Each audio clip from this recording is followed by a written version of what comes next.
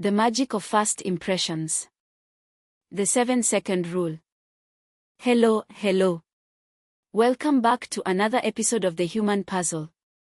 I'm your host, and as always, I am absolutely thrilled to have you here with me today. I hope you've had a wonderful week so far. Today, we are going to talk about a social superpower that we all use every single day, often without even realizing it. We are talking about fast impressions. Have you ever heard of the 7-second rule? Scientists and psychologists say that when you meet someone new, your brain takes only about 7 seconds to make a series of huge decisions about them. In less time than it takes to pour a glass of water, you unconsciously decide if that stranger is trustworthy, intelligent, friendly, or dangerous. It sounds a bit unfair, doesn't it? How can we judge a whole human being, with all their history, fears, and dreams, in just 7 seconds? Yet, we all do it. You did it with me when you listened to the first episode of this podcast. You do it when you walk into a job interview, when you meet a new neighbor, or even when you see a stranger on the bus.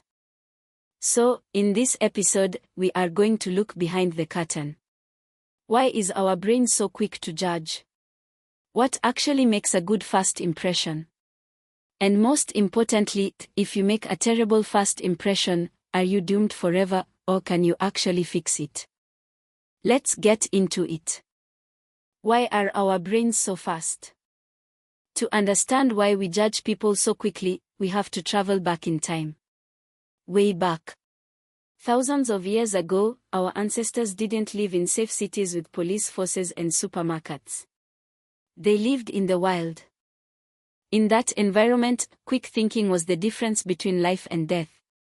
If an ancient human met a stranger from another tribe, they didn't have time to sit down, have a cup of tea, and discuss their feelings. They needed to know immediately, is this person a friend who will help me, or an enemy who will hurt me? Our brains developed this fast judgment system as a survival mechanism. Even though we don't live in caves anymore, that ancient programming is still running in our heads. When you meet someone new, your brain is trying to protect you. It looks at their body language, their eyes, and their tone of voice to check for danger. Psychologists call this thin slicing. It means our minds take a very small slice of information and use it to create a big picture. But here is the problem: the modern world is much more complex than the ancient world. Today, a person might avoid eye contact not because they are dishonest or dangerous, but simply because they are incredibly shy, or perhaps they had a really bad day. However, our automatic brain doesn't always care about the context. It prefers to make a quick decision rather than spend time thinking deeply. The ingredients of a great impression. Since first impressions are so automatic, can we control them? The answer is yes, to a large extent. Interestingly, many people think that making a good impression is all about looking attractive or saying the smartest things. But according to research from Harvard University, people are looking for 2 specific qualities when they meet you for the first time: warmth and competence. And here is the trick: warmth is always more important than competence. Before people care about how smart you are or how many degrees you have, they want to know if they can trust you. They want to see if you are kind. Only after they decide you are warm do they start looking at your skills or intelligence. So, how do we show warmth and competence in those magical first 7 seconds? It usually comes down to non-verbal communication, our body language. The power of the smile: a genuine smile is a universal language. It signals to the other person's brain that you are safe and friendly. Eye contact: keeping comfortable eye contact shows that you are present and interested. If you look around the room while someone is talking, it sends a message that you are looking for someone more important to talk to. The art of listening: paradoxically, the best talkers are usually the best listeners. People love talking about themselves. If you ask a sincere question and truly listen to the answer, you will automatically leave a fantastic impression.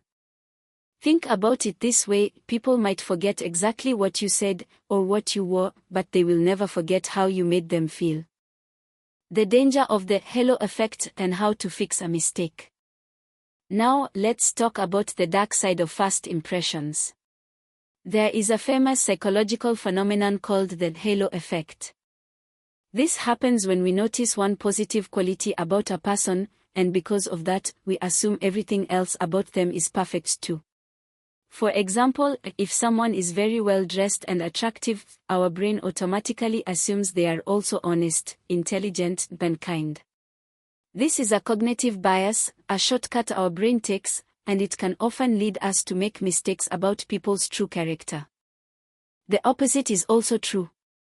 If someone spills coffee on their shirt right before a meeting, or if they stumble over their words because they are nervous, we might assume they are clumsy or incompetent.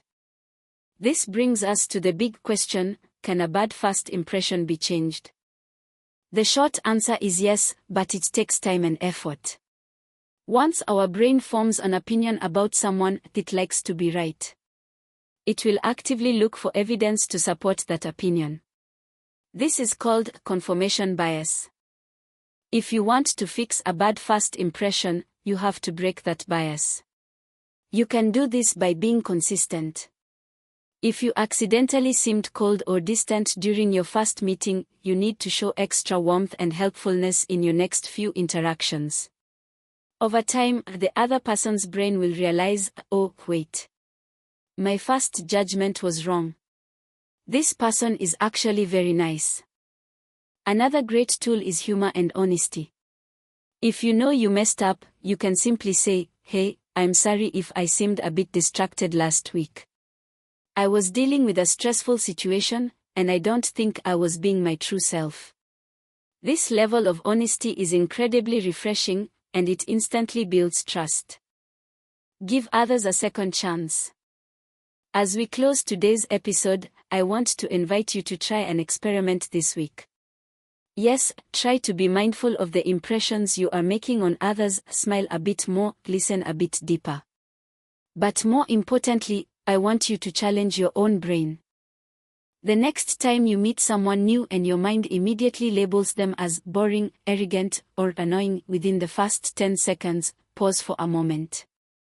Remind yourself that 7 seconds is not enough to read a whole book, so it's definitely not enough to understand a human being. Give people a second chance. Look past the cover.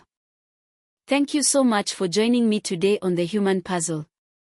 Your time is precious, and I am so grateful you chose to spend it here with me. If you loved this episode, don't forget to subscribe, then please share it with a friend who loves psychology. I would also love to hear your stories. Have you ever made a terrible first impression that turned into a great friendship?